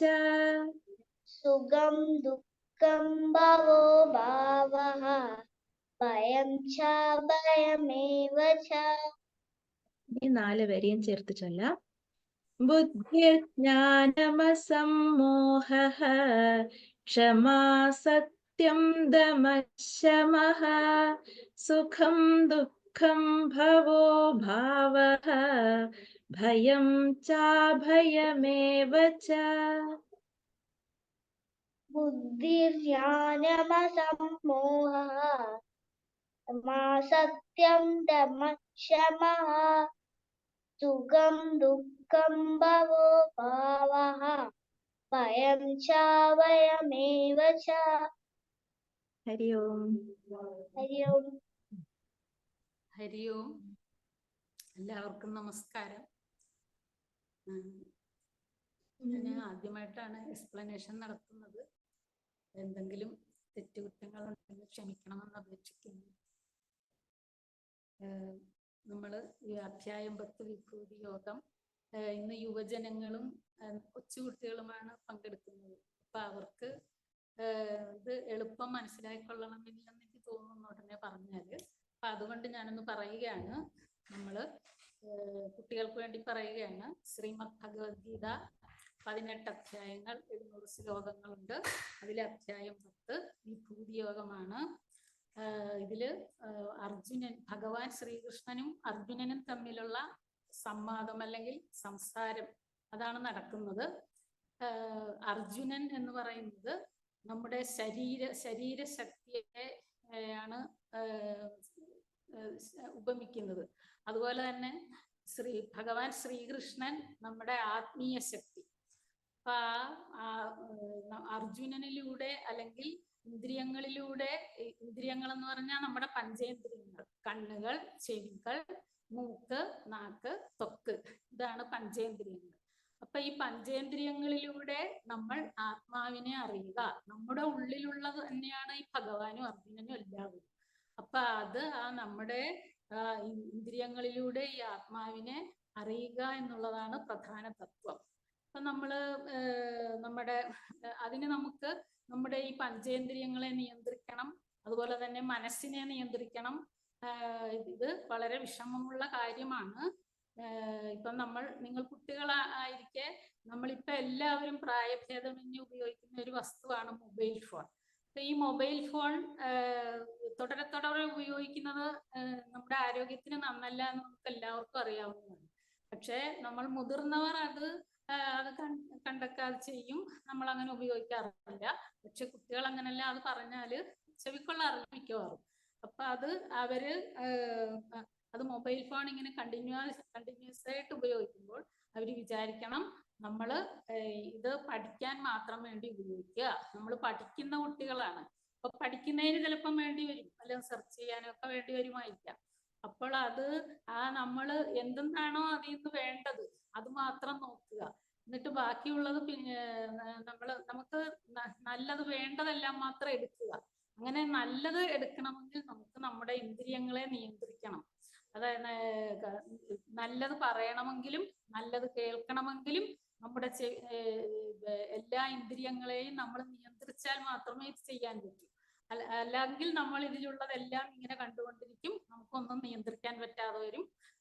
അതുപോലെ തന്നെ നമ്മുടെ മനസ്സിനെയും നിയന്ത്രിക്കണം. അങ്ങനെ ഇന്ദ്രിയങ്ങളെ നിയന്ത്രിച്ചാൽ മാത്രമേ മനസ്സിനെയും നിയന്ത്രിക്കാൻ പറ്റൂ. അപ്പം നമ്മൾ മനസ്സിനോട് പറയണം, ഇങ്ങനെയൊന്നും നമുക്ക് പഠിക്കാനുള്ളവരാണ് നമ്മൾ ഇതൊന്നും കൂടുതലൊന്നും നോക്കാൻ പാടില്ല, പഠിക്കാനുള്ളത് മാത്രം നോക്കിയിട്ട് നല്ലത് മാത്രം എടുത്തിട്ട് നമുക്കിത് മാറ്റിയേക്കാം. അങ്ങനെ ആണ് നമ്മൾ ഇന്ദ്രിയങ്ങളെയും മനസ്സിനെയും നിയന്ത്രിക്കുന്നത്. അപ്പൊ ഈ ഇന്ദ്രിയങ്ങളെയും മനസ്സിനെയും നിയന്ത്രിച്ചാൽ മാത്രമേ നമുക്ക് നമ്മുടെ ഉള്ളിലുള്ള പരമാത്മാവിൽ എത്തിച്ചേരാൻ പറ്റുകയുള്ളൂ എന്നാണ് ഭഗവാൻ പറയുന്നത്. അപ്പൊ നമുക്ക് ഈ മൂന്നാമത്തെ ശ്ലോകം നോക്കാം. മാം അജം അനാദിം ലോകമഹേശ്വരം യഹ വേത്തി മർത്യേഷു അസമ്മൂഢഃ സ സർവപാപൈ പ്രമുച്യതേ. മാം എന്നെ ജനനമില്ലാത്തവനെന്നും, അജം ജനനമില്ലാത്തവൻ, അനാദിം എന്ന് പറഞ്ഞാല് ആദിയും അന്ത്യവും ഇല്ലാത്തവൻ, എന്നെ എന്ന് പറഞ്ഞ ഭഗവാനെ, അതുപോലെ തന്നെ എന്നെ ലോകമഹേശ്വരൻ, ലോകത്തിന്റെ നായകൻ ആയിട്ട് ആരാണോ കണക്കാക്കുന്നത്, അതുപോലെ തന്നെ ആ മർത്യന്മാരിൽ വെച്ച് അല്ലെങ്കിൽ മനുഷ്യരിൽ വെച്ച് സമ്മൂഢ എന്ന് പറഞ്ഞാല് അജ്ഞാനികളെയാണ് സമ്മൂഢ എന്ന് പറയുന്നത്. അസമ്മൂഢ എന്ന് പറഞ്ഞാല് അജ്ഞാനമില്ലാത്തവര്. അപ്പം മർത്യന്മാരിൽ വെച്ച് ഇങ്ങനെ നമ്മൾ ഭഗവാനെ ജനനമില്ലാത്തവനെന്നും ആദിയും അന്തവും ഇല്ലാത്തവനെന്നും ലോകത്തിന്റെ നായകനെന്നും അല്ലെങ്കിൽ ലോകമഹേശ്വരനെന്നും കണക്കാക്കുന്ന ആ മർത്യൻ അജ്ഞാനമില്ലാത്തവനാകുന്നു, അവൻ വിവേകിയാകുന്നു. അങ്ങനെയുള്ള മനുഷ്യർ വിവേകശാലികളാകുന്നു. അവർക്ക് സർവപാപൈഹി പ്രമുച്യതേ, സർവപാപത്തിൽ നിന്നും അവർ മുക്തി നേടുന്നു. അപ്പോൾ ഭഗവാനെ നമ്മൾ ജനനമില്ലാത്തവനെന്നും ഭഗവാനിൽ നിന്നാണ് എല്ലാ പ്രപഞ്ചവും ഉണ്ടായിട്ടുള്ളത്. അപ്പൊ ഭഗവാന് ജനനമില്ല. ഭഗവാൻ എന്ന് നമ്മൾ ഇവിടെ ഉദ്ദേശിക്കുന്നത് നമ്മുടെ ആത്മാവിനെ തന്നെയാണ്. ആത്മാവിന് ഒരിക്കലും ജനനവും ഇല്ല, മരണവും ഇല്ല. നമ്മുടെ ശരീരവും ആത്മാവിനെയാണ് ഇവിടെ ഉപമിച്ചിരിക്കുന്നത്. ശരീരത്തിന് മരണമുണ്ടെന്ന് നമുക്കറിയാം. ശരീരം അതിന്റെ സമയം വരുമ്പോൾ അത് ജഡാവസ്ഥയാകും, എല്ലാ പ്രവർത്തനങ്ങളും നിലയ്ക്കും, ഹൃദയം നിലയ്ക്കും, ശ്വാസകോശം നിലയ്ക്കും, അങ്ങനെ നമ്മുടെ ശരീരത്തിന്റെ എല്ലാ പ്രവർത്തനങ്ങളും നിലയ്ക്കും. അപ്പോൾ നമ്മുടെ ഉള്ളിലുള്ള ആത്മാവ് വേറൊരു ശരീരം തേടിപ്പോകും. അങ്ങനെ വേറൊരു ശരീരത്തിൽ എത്തുമ്പോൾ അതിനെ ദേഹി എന്നാണ് പറയുന്നത്. ദേഹവും ദേഹിയും വേറൊരു ദേഹത്തിൽ എത്തുമ്പോൾ അത് ദേഹിയായിട്ട് മാറുന്നു. ഈ ദേഹി അല്ലെങ്കിൽ ഈ ആത്മാവ്, ഈ പരമാത്മാവ് എന്ന് പറയുന്നതിന് ജനനവും മരണവും ഇല്ല. അത് അങ്ങനെ മനസ്സിലാക്കുന്ന ഒരു മർത്യന് സുഖദുഃഖങ്ങൾ ഉണ്ടാകുന്നില്ല. അതായത് നമ്മൾ ജനിക്കുകയും നമ്മൾ മരിക്കുന്നില്ല, നമ്മുടെ ശരീരം മാത്രമേ മരിക്കുന്നുള്ളൂ, നമ്മുടെ ആത്മാവ് മരിക്കുന്നില്ല, അത് അനശ്വരമാണ് എന്ന്. അതുപോലെ നമ്മുടെ ഭഗവാൻ അങ്ങനെയുള്ള ബ്രഹ്മതത്വത്തിലോട്ട് എത്തിച്ചേരണമെന്നാണ് അർജുനനോടും പറയുന്നത്. അർജുനനിൽ കൂടി അത് നമ്മളോടും പറയുകയാണ്. അങ്ങനെയുള്ള മർത്യന് ഈ ലോകത്ത് സുഖദുഃഖങ്ങളൊന്നും ഉണ്ടാവുകയില്ല. അതിനെയൊക്കെ സ്വീകരിക്കുവാൻ അവന് പ്രാപ്തി ഉണ്ടായിരിക്കും. ഇതാണ് ഈ ശ്ലോകത്തിൽ പറയുന്നത്. ഇനി അടുത്ത ശ്ലോകം: ബുദ്ധി, ജ്ഞാനം, അസമ്മോഹ, ക്ഷമ, സത്യം, ദമം, ശമം, സുഖം, ദുഃഖം, ഭവം, അഭാവം, ഭയം, അഭയം. ബുദ്ധി, ബുദ്ധി എന്ന് പറയുന്നത് നമ്മൾ ഇന്ദ്രിയങ്ങളിലൂടെ ഗ്രഹിക്കുന്നതാണ്. ബുദ്ധി നമ്മൾ അങ്ങനെ ഇന്ദ്രിയങ്ങളിലൂടെ ഗ്രഹിച്ച് ബുദ്ധി ഉള്ളത് കൊണ്ട് നമ്മൾ ഓരോ പദാർത്ഥങ്ങൾ കണ്ടാൽ അറിയുന്നു, ഓരോ പ്രവർത്തനങ്ങൾ കണ്ടാൽ മനസ്സിലാക്കുന്നു. അതാണ് ബുദ്ധി. അപ്പൊ ആ ബുദ്ധി അത് ചിലപ്പോൾ ശരിയായിക്കൊള്ളണമെന്നില്ല, ശരിയുമാകാം. നമുക്ക് കിട്ടുന്ന അറിവ്, ഇന്ദ്രിയങ്ങളിലൂടെ കിട്ടുന്ന അറിവ് ശരിയുമാകാം, തെറ്റുമാകാം. അപ്പൊ അത് ഇപ്പൊ നമ്മള് ഒരു എപ്പോഴും എല്ലാരും പറയുന്നത് പോലെ നമ്മൾ രാത്രിയിൽ ഇങ്ങനെ ഒരു കയറിങ്ങനെ കിടക്കുന്നത് കാണുവാണ്, വളഞ്ഞു വളഞ്ഞു കിടക്കുന്ന കയറ്. അപ്പൊ നമ്മൾ ഏറ്റവും ആദ്യം എളുപ്പം പേടിക്കും, ഇത് പാമ്പാണെന്ന് വിചാരിക്കും. അപ്പൊ അത് ആ ബുദ്ധി കൊണ്ട് നമ്മൾ അതൊരു സാധനം, ഒരു പദാർത്ഥം അതിനെ ഉപമിച്ച് പാമ്പാണെന്ന് വിചാരിച്ചു. അപ്പൊ അത് പിന്നെ അന്നേരം നമ്മൾ അവിടെ പാമ്പുകൾ പൊതുവെ നമ്മുടെ സ്പന്ദനം കൊണ്ട് അവർ പാമ്പുകൾ മനസ്സിലാക്കി, അങ്ങനെയാണല്ലോ നമ്മൾ പറയുന്നത്. നമ്മുടെ തറയിൽ കൂടിയുള്ള സ്പന്ദനം കൊണ്ട് അത് മനസ്സിലാക്കും. അപ്പൊ അത് അനങ്ങാൻ തുടങ്ങും. അപ്പൊ ഇത് കുറച്ച് അനങ്ങുന്നില്ല, തന്നെയുമല്ല പിന്നെ ഇത് നിർജീവമായി കാണുന്നു. അന്നേരം നമ്മുടെ ബുദ്ധി വീണ്ടും പ്രവർത്തിക്കും. ഇത് പാമ്പല്ല, ഇത് പാമ്പിനെ പോലെ തോന്നിക്കുന്ന കയറാണ് എന്നുള്ള ആ അറിവ് നമുക്ക് കിട്ടുന്നു. അങ്ങനെ കിട്ടുന്ന സാമാന്യമായിട്ട് കിട്ടുന്ന അറിവിനെയാണ് നമ്മൾ പറയുന്നത് ജ്ഞാനം എന്ന് പറയുന്നത്. ബുദ്ധിയുടെ ഒന്നുകൂടെ ഉയർന്ന തലമാണ് ജ്ഞാനം എന്ന് പറയുന്നത്. അസമ്മോഹം, മോഹമില്ലായ്മ. സമ്മോഹം എന്ന് പറയുന്നത് മോഹമുള്ളത്, അതായത് തെറ്റായ രീതി മോഹമുള്ളത്. അസമ്മോഹം എന്ന് പറയുന്നത് തിരിച്ചറിവ്, അതായത് ആ നല്ലതിനെ തിരിച്ചറിയുവാനുള്ള ആ കഴിവ്, അസമ്മോഹ. ക്ഷമ, ക്ഷമ എന്ന് പറഞ്ഞാൽ സഹനശക്തി. അതും നമുക്ക് ഈ ജ്ഞാനസമ്പാദനത്തിലൂടെയൊക്കെ ലഭിക്കുന്നതാണ് ഈ ക്ഷമ എന്ന് പറയുന്നത്. പിന്നെ സത്യം, സത്യം പ്രവൃത്തിയിലും വാക്കിലും നമ്മൾ സത്യം എപ്പോഴും പിന്തുടരുന്നു, അതും ഈ ജ്ഞാനത്തിലൂടെ നമുക്ക് കിട്ടുന്നതാണ് സത്യം. പിന്നെ ദമം, ദമം എന്ന് പറയുന്നത് നമ്മുടെ ബാഹ്യ ഇന്ദ്രിയങ്ങളെ നിയന്ത്രിക്കുന്നതാണ് ദമം എന്ന് പറയുന്നത്. ഈ ഇന്ദ്രിയങ്ങൾ നമ്മൾ പറഞ്ഞു, പഞ്ചേന്ദ്രിയങ്ങൾ, കണ്ണുകൾ, കാതുകൾ മുതലായവ. അപ്പൊ ആ ഇന്ദ്രിയങ്ങളെ നിയന്ത്രിക്കുന്നതാണ് ദമം. ശമം, ശമം എന്ന് പറയുന്നത് നമ്മുടെ മനസ്സ്, അന്ധക്കരണത്തിന്റെ ആ വ്യാപാരങ്ങൾ, ആ മനസ്സിന് ഒരു പരിധിയുമില്ല. മനസ്സങ്ങനെ ഓരോന്ന് ചിന്തിച്ച് കൂട്ടും. ഇന്ദ്രിയങ്ങൾ വേറൊരു വഴിക്കും മനസ്സ് വേറൊരു വഴിക്കും ആയിരിക്കും മിക്കവാറും. അപ്പൊ അങ്ങനെ ഇന്ദ്രിയങ്ങളെ നിയന്ത്രിക്കുന്നതിനാണ് ദമം എന്ന് പറയുന്നത്. അങ്ങനെ പല വഴിക്ക് വായുന്ന നമ്മുടെ മനസ്സിനെ നിയന്ത്രിക്കുന്നതാണ് ശമം എന്ന് പറയുന്നത്. അതുകൊണ്ട് തന്നെ നമുക്കറിയാം, മനസ്സിനെ നിയന്ത്രിക്കുക എന്ന് പറയുന്നത് അത്ര എളുപ്പമുള്ള കാര്യമല്ല. അപ്പൊ ഇന്ദ്രിയങ്ങളെ നിയന്ത്രിക്കുന്നതോടുകൂടി മനസ്സിനൊരു ഏകാഗ്രത കൈവരും. അങ്ങനെ നമുക്ക് മനസ്സും നിയന്ത്രിക്കാൻ സാധിക്കും. പിന്നെ സുഖം, സുഖം എന്ന് പറഞ്ഞാൽ സന്തോഷം തരുന്നത്, ദുഃഖം സന്താപം തരുന്നത്, ഭവം ഉത്ഭവം, ഉള്ളത്, ഉത്പത്തി, ഭവം എന്ന് പറഞ്ഞാൽ അഭാവം, അത് ഇല്ലാത്തത്, നാശം, അതാണ് അഭാവം. ഭയം, ഭയം എന്ന് പറഞ്ഞാൽ പേടി, അഭയമേവച്ച, അഭയം എന്ന് പറഞ്ഞാൽ പേടിയില്ലാത്തത്. അപ്പൊ ഇതെല്ലാം നമ്മുടെ ആ സമസ്ത പ്രാണികളിലുള്ള ഓരോരോ ഭാവങ്ങളാണ് ഇതൊക്കെ പറയുന്നത്. അപ്പൊ ഈ ഭാവങ്ങളൊക്കെ നമുക്ക് ഈശ്വരൻ തന്നെയാണ്, നമ്മുടെ ഭഗവാനിൽ നിന്ന് തന്നെയാണ് ഈ ഭാവങ്ങളായിട്ടുള്ളത്. അപ്പൊ ഇതിന് നമ്മൾ കുറ്റക്കാരല്ല ഇതിനൊന്നും. അപ്പൊ ഈ ആദ്യം പറഞ്ഞ നല്ല ബുദ്ധി, ജ്ഞാനം, അസമ്മോഹം, അതായത് മോഹമില്ലായ്മ, പിന്നെ ക്ഷമ, സത്യം, ദമം, ശമം, ഇതെല്ലാം നമ്മളെ ഭഗവാനിലോട്ട് അടുപ്പിക്കുന്ന ഗുണങ്ങളാണ്. അതേസമയം സുഖദുഃഖം, ഭയം, പിന്നെ അഭാവം, ഇങ്ങനെയുള്ള ഗുണങ്ങളെല്ലാം നമുക്ക് ഈ നമ്മുടെ പരമാത്മാവിനെ അറിയുന്നതിൽ നിന്നും അകറ്റി നിർത്തുന്ന ഗുണങ്ങളാണ്. എന്ന് വെച്ച് നമുക്ക് അവയെ തിരസ്കരിക്കാൻ സാധ്യമല്ല. നമുക്ക് ഒരു സുഖമുണ്ടെങ്കിൽ ദുഃഖവും ഉണ്ടാകും. അത് നമ്മൾ എപ്പോഴും നമ്മൾ അത് മനസ്സിലാക്കണം. അപ്പൊ ഈ സുഖദുഃഖങ്ങളും ഈ ബുദ്ധി മുതലായ ഗുണങ്ങളും എല്ലാം തന്നെ നമുക്ക് ഭഗവാൻ തരുന്നതാണ്. അപ്പൊ അത് നമ്മൾ നിർവികാര ഭാവത്തോടു കൂടി തന്നെ അതിനെ സ്വീകരിക്കണം. സുഖം ഇപ്പൊ നമുക്ക് സുഖമാണെങ്കിൽ വേറെ അവിടെ ആൾക്ക് ദുഃഖമായിരിക്കും ഉണ്ടാവുക. ഇത് ആപേക്ഷികമാണ്. ചിലപ്പം നമുക്ക് നല്ല സന്തോഷമായിരിക്കും, നാളെ ചിലപ്പോൾ സന്താപം വരും. അങ്ങനെ നമ്മൾ അത് തിരിച്ചറിയണം. ആ തത്വം നമ്മൾ തിരിച്ചറിയണം. ഭഗവാനിൽ നിന്ന് കിട്ടുന്നതാണ് ഇതെല്ലാം ആപേക്ഷികമാണ്. അപ്പം നമ്മൾ ആ നല്ല ഗുണങ്ങളെ, നമുക്ക് മനുഷ്യന് വിവേകമുള്ള ഒരു പ്രകൃതമാണ്. അപ്പൊ ആ നല്ല ഗുണങ്ങളെ തിരിച്ചറിഞ്ഞ് നമ്മൾ ആ നല്ല ഗുണങ്ങളിലോട്ട് അടുത്ത് നമ്മൾ പരമാത്മാവിനെ തിരിച്ചറിയണം. അതാണ് ഈ ശ്ലോകത്തിൽ പറയുന്നത്. ഹരിയോ. ഇതിന് അവസരം തന്ന സമിതിക്ക് നന്ദി പറഞ്ഞുകൊള്ളുന്നു. ഹരിയോ മക്ക.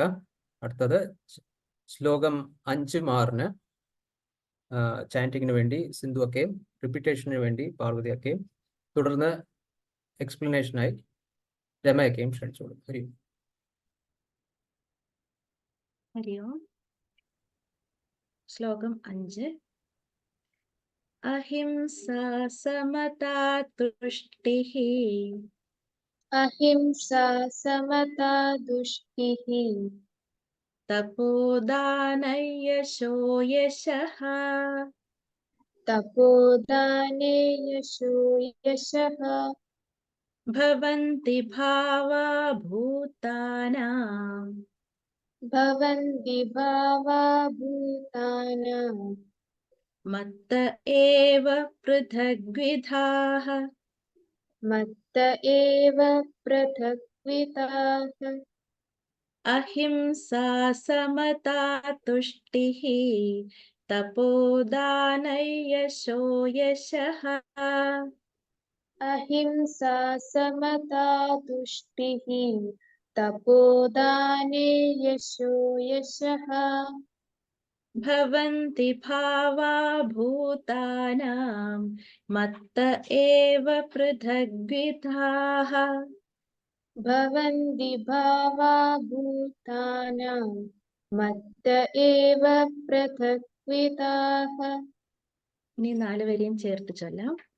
അഹിംസാ സമതാ തുഷ്ടിഃ തപോദാനൈ യശോ യശഃ ഭവന്തി ഭാവാ ഭൂതാനാം മത്ത ഏവ പൃഥഗ്വിധാഃ.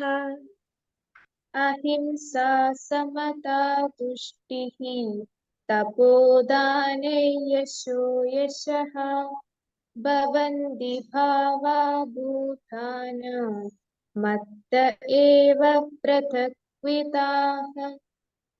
ഇനി ശ്ലോകം 6. മഹർഷയഃ സപ്ത പൂർവേ മഹർഷയഃ സപ്ത പൂർവേ ചത്വാരോ മനവസ്തഥാ ചത്വാരോ മനവസ്തഥാ മദ്ഭാവാ മാനസാ ജാതാഃ മദ്ഭാവാ മാനസാ ജാതാഃ യേഷാ ലോക ഇമഃ പ്രജാഃ ഏഷാ ലോക ഇമഃ പ്രജാഃ. മഹർഷയഃ സപ്ത പൂർവേ ചത്വാരോ മനവസ്തഥാ മഹർഷയഃ സപ്ത പൂർവേ ചത്വാരോ മനവസ്തഥാ മദ്ഭാവാ മാനസാ ജാതാഃ യേഷാ ലോക ഇമഃ പ്രജാഃ മദ്ഭാവാ മാനസാ ജാതാഃ യേഷാ ലോക ഇമഃ പ്രജാഃ. 4 വരെയും ചേർത്തില്ല. മഹർഷയഃ സപ്ത പൂർവേ ചത്വാരോ മനവസ്തഥാ मद्भावा मानसा जाताः येषा लोक इमा प्रजाः महर्षय सप्त पूर्वे चत्वारो मनवस्तथा मद्भावा मानसा जाताः येषा लोक इमा प्रजाः हरि ओम ഹരി ഓം. എല്ലാവർക്കും നമസ്കാരം. പ്രത്യേകിച്ച് കുഞ്ഞു മക്കൾക്ക് വളരെ നമസ്കാരം. അവരിതിന് മുതിരുന്നത് തന്നെ നല്ലൊരു കാര്യമാണ്. അപ്പോൾ ഇവിടെ നമ്മൾ വിഭൂതി വിസ്തര യോഗ എന്ന 10ാമത്തെ അധ്യായമാണ് ചിന്തിച്ചുകൊണ്ടിരിക്കുന്നത്. വിഭൂതികള് ഭഗവാന്റെ ആ ഐശ്വര്യമായിട്ടുള്ള കർമ്മങ്ങളിലൂടെ ഭഗവാനെ ആ മോക്ഷത്തിലേക്ക് പ്രാപിക്കുക, അത് ആണ് വിഭൂതി വിസ്താര യോഗ എന്ന് പറഞ്ഞാൽ. അപ്പൊ ഏതൊക്കെ നമ്മളിൽ വേണം ഐശ്വര്യമായിട്ടുള്ള ആ ചിന്തകളും ആ ഗുണങ്ങൾ ഏതൊക്കെയാണ് എന്നാണ് ഭഗവാൻ ഇവിടെ പറഞ്ഞുകൊണ്ടിരിക്കുന്നത്. ഇവിടെ 5ാമത്തെ ശ്ലോകത്തിൽ പറയുന്നു, അഹിംസ, സമത, തുഷ്ടിഹി, തപഃ, ദാനം, യശഃ, അയശഃ ഭവന്തി ഭാവാ ഭൂതാനാം മത്ത ഏവ പൃഥഗ്വിധാഃ.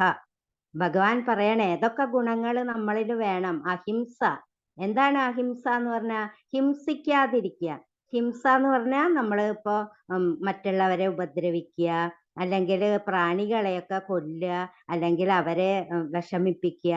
അപ്പൊ അതാണ് അഹിംസ എന്ന് പറയുന്നത്. അപ്പൊ ഭഗവാൻ പറയാണ് നമ്മൾ ഹിംസിക്കാതിരിക്കുക എന്ന് പറയുമ്പോൾ മറ്റുള്ളവർക്ക് വിഷമം തോന്നാത്ത തരത്തിലുള്ള പ്രവർത്തികൾ ചെയ്യുക. ഒരാളെയും നമ്മൾ വിഷമിപ്പിക്കരുത് എന്നാ പറയുന്നത്. നമ്മളുടെ സന്തോഷത്തിന് വേണ്ടി നമ്മൾ പലപ്പോഴും ചെയ്യൂലേ. അപ്പൊ നമ്മൾ ചിന്തിക്കണം, അത് മറ്റുള്ളവർക്കും കൂടി വിഷമാവോ, നമ്മുടെ കൂട്ടുകാർക്ക് വിഷമാവോ ഒരു കാര്യം ചെയ്യുമ്പോൾ, അങ്ങനെ ചിന്തിക്കണം. അടുത്തതാണ് പറയുന്ന സമത, സമഭാവം. എന്താണ് സമഭാവം എന്ന് പറയുമ്പോൾ? ആ എല്ലാത്തിലും എല്ലാം ഇവിടെ ഭഗവാന്റെ ആണ്, ഉള്ളിലെല്ലാം ഇവരുടെയും ഭഗവാനാണ് എന്ന് ചിന്തിക്കുമ്പോൾ നമുക്കൊരു സമഭാവന ഉണ്ടാവണു അല്ലെ. ഞാനും എൻ്റെ കൂട്ടുകാരൊന്നും ഒരിക്കലും വേറെ വേറെയല്ല, എല്ലാവരും നമ്മൾ ആ സമന്മാരാണ് എന്ന ചിന്ത വരുമ്പോൾ നമുക്ക് ഒരേ ഒരു കൂടുതലായിട്ടൊരേ സ്നേഹം ഒക്കെ വരും അല്ലെ. ഇപ്പൊ നമ്മുടെ ഒരമ്മയുടെ മക്കളായിട്ടുള്ള നമ്മള് ജ്യേഷ്ഠന്മാരും സഹോദരിമാരൊക്കെ ആയിട്ട് എന്തൊരു സ്നേഹ, അത് നമുക്ക് അറിയുന്നുണ്ട് അല്ലെ. അതേപോലെ തന്നെയാണ് നമ്മളെല്ലാവരും ആയാലും നമ്മുടെ കൂട്ടുകാരായാലും ഒക്കെ ഒരേ സമഭാവത്തോടു കൂടി അവരൊക്കെ നമ്മൾ വീക്ഷിക്കുക. അടുത്തതാണ് തപസ്. തപസ് എന്ന് പറഞ്ഞാൽ എന്താണ്? ആ ഭഗവാനെ പ്രാപിക്കാനായിട്ട്, ഭഗവാനെ അടുക്കാനായിട്ട് ചെയ്യുന്ന ഓരോ പ്രവർത്തിക്കും നമ്മൾ പറയുന്നത് തപസ് എന്നാണ്.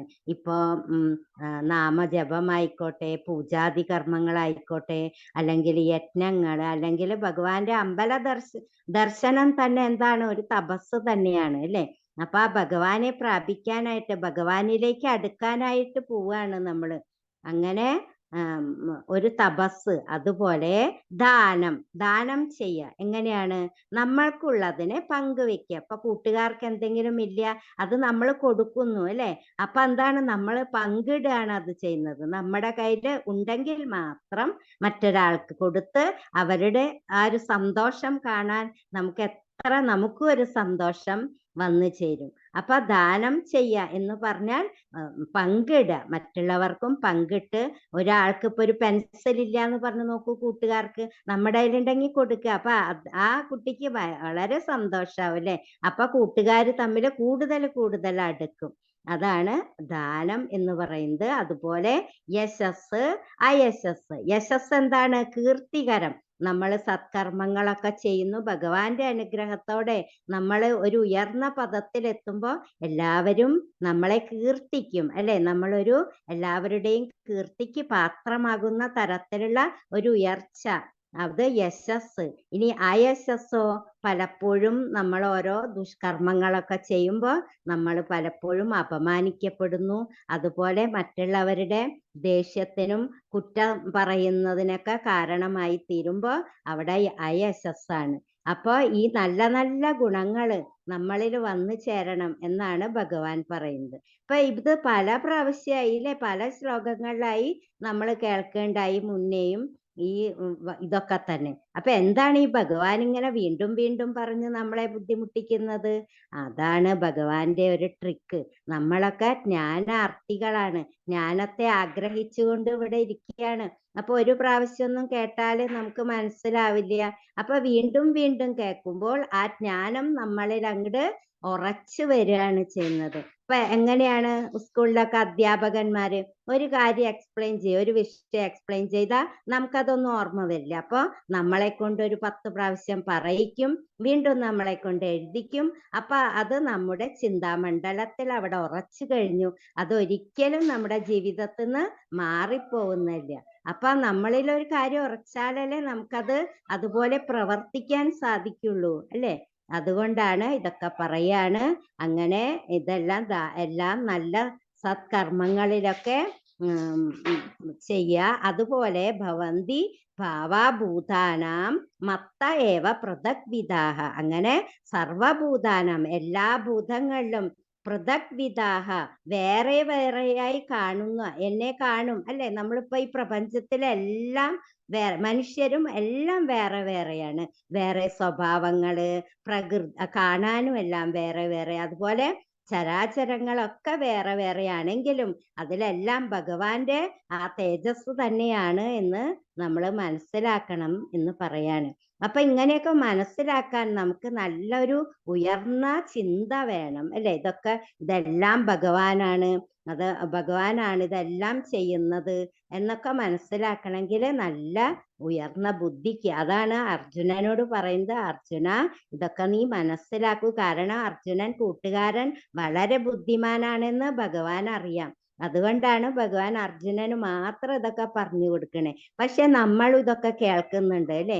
അപ്പൊ നമ്മളും ഭഗവാന്റെ കൂട്ടുകാരായിക്കൊണ്ട് ഇതൊക്കെ കേൾക്കുക, നല്ല കുട്ടികളായിട്ട് ഇതൊക്കെ ചിന്തിച്ചുകൊണ്ട് ഇതൊക്കെ പഠിച്ച് നമ്മളും മുന്നോട്ട് പോവുക.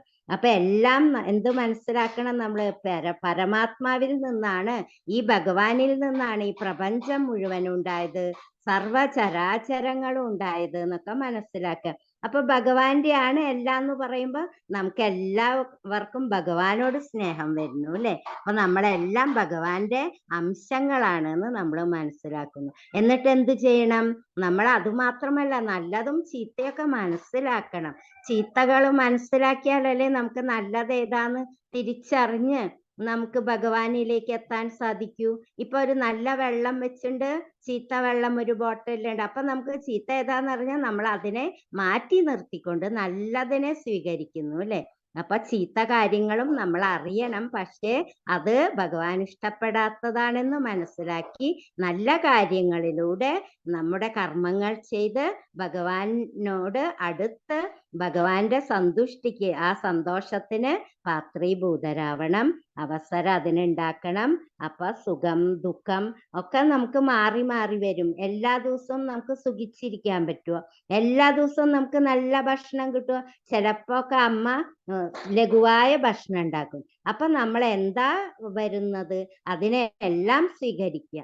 നമുക്ക് ഇഷ്ടപ്പെട്ട ഭക്ഷണം തന്നെ എന്നും കഴിക്കാൻ സാധിക്കില്ലല്ലോ. അതുപോലെ തന്നെ സുഖവും ദുഃഖവും മാറി മാറി വരും. ദുഃഖം വരുമ്പോ കുറെ വിഷമിക്കേണ്ട കാര്യമൊന്നുമില്ല, അത് മാറുമെന്ന് നമുക്ക് അറിയാലോ. പിന്നെ സുഖം വരുമ്പോഴും നമ്മൾ ഒരുപാടൊന്നും സന്തോഷിക്കേണ്ട. കാരണം എന്താ? ഇതൊക്കെ പോവും. അത് കഴിഞ്ഞാൽ നമുക്ക് ചിലപ്പോ ദുഃഖം വരുമ്പോഴും നമുക്ക് പിടിച്ചു നിൽക്കണ്ടേ. അപ്പൊ അങ്ങനെ നമ്മൾ ഇതെല്ലാം മനസ്സിലാക്കിയിട്ട് പ്രവർത്തിക്കണം എന്ന് പറയാണ്. ഇനി അടുത്ത ശ്ലോകം നോക്കാം. മഹർഷയ സപ്ത 7 മഹർഷികൾ. അതുപോലെ പൂർവേ ചത്വാരോ മനവഹ തഥാ മനുക്കൾ. ആ പൂർവേ എന്ന് പറഞ്ഞാൽ മുൻകാലത്ത് ചത്വാരഹ 4 മനുക്കൾ ഉണ്ടായി. മദ്ഭാവ മനസാ ജാത യേശാം ലോക ഇമാ പ്രജാഹ. അപ്പൊ ആ ബ്രഹ്മാവിൽ നിന്ന്, ബ്രഹ്മാവ് ഈ ലോകമുണ്ടായി, ഭഗവാനിൽ നിന്ന് ബ്രഹ്മാവ് വന്നു. ആ ബ്രഹ്മാവിനെ ഒരു സൃഷ്ടികർത്താവായിട്ട് ഭഗവാൻ സൃഷ്ടിച്ചു. ആ സമയത്ത് ആദ്യം ബ്രഹ്മാവ് ആരെയാണ് സൃഷ്ടിച്ചത്? തൻ്റെ മാനസപുത്രന്മാരായിട്ട് 4 പേരെ സൃഷ്ടിച്ചു. സനന്ദൻ, സനാതനൻ, സനൽകുമാരൻ തുടങ്ങി 4 പേരെ സൃഷ്ടിച്ചു. അവർക്ക് എന്താണ് സൃഷ്ടി നടത്താൻ വലിയ താല്പര്യമൊന്നുമില്ലായിരുന്നു. അത് കഴിഞ്ഞപ്പോ എന്തായി, സപ്ത ഋഷികളെ ഭഗവാൻ ബ്രഹ്മാവ് സൃഷ്ടിച്ചു. ആരാണ് ഈ സപ്ത ഋഷികള്? അവിടെ പറയുന്നുണ്ട്, പിന്നെ മരീചി, അത്രി, അങ്കിരസ്, പിന്നെ ക്രതു, പുലഹൻ, പുലസ്ത്യൻ, അങ്ങനെ തുടങ്ങി ഒരു സപ്ത ഋഷികളെ സൃഷ്ടിച്ചു. ഇനി അവരെ എങ്ങനെയാ സൃഷ്ടിച്ചത്? ബ്രഹ്മാവ് തൻ്റെ ഓരോ ഭാഗങ്ങളിൽ നിന്നായിട്ടാണത്രേ സൃഷ്ടിച്ചത്. മരീചിയെ മനസ്സിൽ നിന്ന് സൃഷ്ടിച്ചു. അതുപോലെ ത്രീ നേത്രം, അപ്പൊ അവിടെ തന്നെ ആ ഒരു നേത്രത്തിന്റെ ശബ്ദം വരുന്നുണ്ട് അല്ലേ? അപ്പൊ അത്രി മഹർഷിയെ നേത്രത്തിൽ നിന്ന്, അങ്ങനെ ഓരോ ഭാഗത്തിൽ നിന്ന്, അങ്കിരസിനെ മുഖത്ത് നിന്ന്, ക്രതുവിനെ കയ്യിൽ നിന്ന്, ഭൃഗുവിനെ ത്വക്കിൽ നിന്ന്, അങ്ങനെ തൻ്റെ ശരീരഭാഗങ്ങളിൽ നിന്ന് ഓരോരുത്തരെയായി, പിന്നെ വസിഷ്ഠനെ പ്രാണവായുവിൽ നിന്നാണ് പിന്നെ സൃഷ്ടിച്ചത്. അങ്ങനെ അവരെയൊക്കെ സൃഷ്ടിച്ചു. അപ്പൊ എന്താണ് ഈ സനൽകുമാരൻ, സനന്ദൻ തുടങ്ങിയവരൊക്കെ എന്താ, അവരെ സൃഷ്ടിക്ക് തയ്യാറാവാതെ അവരെ ഈശ്വര ചിന്തയിൽ കൂടെ പോയി എന്ന് പറയാണ്. പിന്നെ മറ്റ് സപ്തർഷികളെ സൃഷ്ടിച്ചു. അത് കഴിഞ്ഞ് ഭഗവാൻ ആ ബ്രഹ്മാവ് എന്ത് ചെയ്തു? ബ്രഹ്മാവിന്റെ ഒരു ഇതെന്ന് പറയുന്നത് ഒരു പിന്നെ മനുക്കളെ സൃഷ്ടിച്ചു. അത് കഴിഞ്ഞ് ബ്രഹ്മാവ് പിന്നെ മനുക്കളെ സൃഷ്ടിക്കേണ്ടായി. അത് കഴിഞ്ഞ് ഒരു കൽപ്പം എന്ന് പറയും, ബ്രഹ്മാവിന്റെ ഒരു ദിവസം രാത്രിയും പകലും ചേർന്നാണ് ഒരു കൽപ്പം. 1000 ചതുർയുഗങ്ങള്. അതിൽ ഈ 4 മനുക്കൾ മാത്രമല്ല 14 മനുക്കളെ സൃഷ്ടിക്കും. എന്നിട്ടോ അവർക്കൊക്കെ ഈ ഒരു കൽപ്പം ഭാഗിച്ചു കൊടുക്കും. അങ്ങനെ ഓരോ അവരുടെ ഭരണമൊക്കെ കഴിഞ്ഞു കഴിഞ്ഞാൽ ഈ കൽപ്പം അവസാനിക്കുമ്പോ എന്തായി, അവിടെ പ്രളയം വരും. അത് അവസാനിച്ചു, ആ ഘട്ടം അവസാനിച്ചു. അങ്ങനെ പ്രളയം വന്ന് അത് കഴിഞ്ഞ് വീണ്ടും പിന്നെ ഭഗവാൻ ഇതെല്ലാം പ്രളയം വരുമ്പോ എന്താണ്, ആ ഉണ്ടായിരുന്ന പൂർവ്വ ചരാചരങ്ങളും നാശമാകുന്നില്ല, എല്ലാം തന്നെ ആ ബ്രഹ്മാവിലേക്ക് ലയിച്ചു പോകും. വീണ്ടും പ്രളയം കഴിഞ്ഞ് പുതിയ സൃഷ്ടി തുടങ്ങുമ്പോൾ ബ്രഹ്മാവ് അതിനെല്ലാം മുഴുവൻ പുറത്തേക്ക് കൊണ്ടുവരികയാണ് ചെയ്യുന്നത്. അപ്പൊ എന്താണ് ഇതൊക്കെ എന്താണെന്നാ പറയുന്നത്? ഇതെല്ലാം ഭഗവാന്റെ വിഭൂതികൾ തന്നെയാണ്, ഭഗവാന്റെ ഒരു മായാവിലാസങ്ങളാണ് ഇതെല്ലാം. ഭഗവാനിൽ നിന്നാണ് എല്ലാം തന്നെ വരുന്നത്. ഭഗവാനിൽ തന്നെ ബ്രഹ്മാവിന്റെ രൂപത്തില് അങ്ങനെ ഭഗവാൻ പുറത്തേക്ക് കൊണ്ടുവരുന്നു, ഭഗവാൻ സൃഷ്ടിക്കുന്നു. അതുപോലെ തന്നെ ഭഗവാൻ സ്വാംശീകരിക്കുന്നു, ഉള്ളിലാക്കുന്നു. വീണ്ടും പ്രളയം കഴിഞ്ഞു വരുമ്പോൾ എല്ലാം സൃഷ്ടിക്കുന്നു. അപ്പൊ ഇതെല്ലാം ഭഗവാനാണ്, ഭഗവാന്റേതാണ്, ആ പരബ്രഹ്മത്തിൽ നിന്നാണ് വരുന്നത് എന്ന് മനസ്സിലാക്കൂ അർജുന എന്നാണ് പറഞ്ഞു കൊടുക്കുകയാണ്. ആര്? ആ ഭഗവാൻ അർജുനന് പറഞ്ഞു കൊടുക്കുകയാണ്. അപ്പൊ ഇതൊക്കെ കേൾക്കണം അല്ലേ? നമ്മള് ഒരു അധ്യാപകൻ ക്ലാസ് എടുക്കുമ്പോൾ നമ്മൾ ശ്രദ്ധിച്ചിരിക്കുന്ന പോലെ ഭഗവത്ഗീതയും ഒരു എന്താണ്, ഭഗവാൻ അർജുനനായിക്കൊണ്ട് ഉപദേശിച്ചു കൊടുക്കുകയാണ് അവിടെ അല്ലേ? ആ അർജുനൻ അതിന് യോഗ്യനാണ് എന്നുള്ളത് കൊണ്ട് ഇപ്പൊ നമ്മളും ഒക്കെ യോഗ്യരായി കഴിഞ്ഞു. അതല്ലേ നമുക്ക് ഇതൊക്കെ കേൾക്കാൻ സാധിക്കുന്നത്. അപ്പൊ ഇതൊക്കെ കേൾക്കുക, നല്ല പോലെ ഇതിനെയൊക്കെ മനസ്സിലാക്കി മനനം ചെയ്ത് ഇതുപോലെയൊക്കെ നല്ല കുട്ടികളായിട്ട് മുന്നോട്ട് പോകാൻ എല്ലാവർക്കും കഴിയട്ടെ എന്ന് പ്രാർത്ഥിച്ചുകൊണ്ട് എൻ്റെ ഈ എളിയ വാക്കുകൾ ഇവിടെ അവസാനിപ്പിക്കുകയാണ്. ഇതിന് അവസരം തന്നതിന് എല്ലാവർക്കും നന്ദി പറയണു. സമിതിക്കും അതുപോലെ സിന്ധു അക്ക, അതുപോലെ കേട്ടിരിക്കുന്ന എല്ലാവർക്കും നമസ്കാരം, സന്തോഷം. അങ്ങനെ നമ്മൾ ഇന്ന് വിഭൂതി യോഗം ശ്ലോകം 1 നിന്ന് 5, 6 വരെ ചാൻറ്റിങ്ങും അതിന്റെ എക്സ്പ്ലനേഷനും കേട്ട് കഴിഞ്ഞു. ഒരു കാര്യം പറഞ്ഞ് നമുക്ക് ഈ ഇന്നത്തെ അധ്യയനം നിർത്താം. വിഭൂതി യോഗത്തില് നമ്മളെ തന്നെ ഉയർത്താൻ പ്രയത്നിക്കുന്നുണ്ടെങ്കിൽ ആ ഒരു പരിപാടിയിൽ അല്ലെങ്കിൽ ആ ഒരു സംഭവത്തിൽ അല്ലെങ്കിൽ വ്യക്തികളിൽ ഞാൻ ഉണ്ടാകും എന്ന് ഈ ചാപ്റ്ററിൽ പറയുന്നുണ്ട് കൃഷ്ണൻ.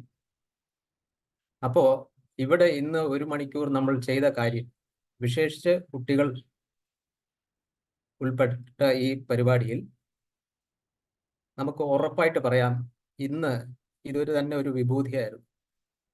ഇന്ന് ഇവിടെ തന്നെ കൃഷ്ണൻ പറഞ്ഞ പോലെ തന്നെ ഇവിടെ നമ്മൾ കുറച്ചെങ്കിലും പ്രയത്നിച്ചിട്ടുണ്ടെങ്കിൽ നമ്മളെ നമ്മൾക്ക് തന്നെ ഉയർത്താൻ ഇവിടെ തന്നെ നമ്മളൊരു വിഭൂതി കണ്ടിരിക്കുന്നു ആണ് ഞാൻ വിശ്വസിക്കുന്നത്. അപ്പൊ ഇന്ന് പങ്കെടുത്ത കുട്ടികൾ അനക്കണ്ണൻ, നിവേദനൻ, പാർവതി എസ് തമ്പി അക്ക, പാർവതി അക്ക, ഇവർക്ക് എല്ലാവർക്കും പ്രത്യേക നന്ദി അറിയിക്കുന്നു സമിതിയുടെ പേരിൽ, എല്ലാവരുടെ പേരിലും. അതേപോലെ ചാൻഡിങ് ഗൈഡൻസ് ചെയ്ത സിന്ധു പ്രമോദ് അക്ക, എക്സ്പ്ലനേഷനായിട്ട് വന്ന ജ്യോതി അക്ക, രമ അക്ക, ജയശ്രീ ബി അക്ക, ബാക്കപ്പില് റെഡി ആയിട്ടിരുന്ന ഗംഗ അക്കയും പിന്നെ സരോജിനി അക്കയ്ക്കും എല്ലാവർക്കും നന്ദി പറയുന്നു. പിന്നെ ഇതെല്ലാം പ്ലാൻ ചെയ്ത് എക്സിക്യൂട്ട് ചെയ്യാൻ ഒരുപാട് പ്രയത്നം എടുത്തു കാണണം ഈ കുട്ടികളുടെ പേരൻസും, അതേപോലെ സിന്ധു ഒക്കെ ഇവരൊക്കെ കോർഡിനേറ്റ് ചെയ്ത് കാണും. അതൊക്കെ ഞാൻ അറിയുന്നില്ല, പക്ഷെ ഈ കുട്ടികൾ വളരെ നല്ല രീതിയിൽ റിപ്പീറ്റ് ചെയ്തു. അത് എനിക്ക് തോന്നുന്നു ഇത് നമുക്ക് നിർത്തിയിട്ട് അതിൻ്റെ ഒരു അനുഭവം ചോദിക്കാം. അപ്പോൾ എല്ലാവർക്കും കൈകൾ നമസ്കാര സ്ഥിതി, കണ്ണുകളടയ്ക്കാം. ഓം സർവേ ഭവന്തു സുഖിനഃ, സർവേ സന്തു നിരാമയ, സർവേ ഭദ്രാണി പശ്യന്തു, മാ കശ്ചിത് ദുഃഖഭാഗ് ഭവേത്.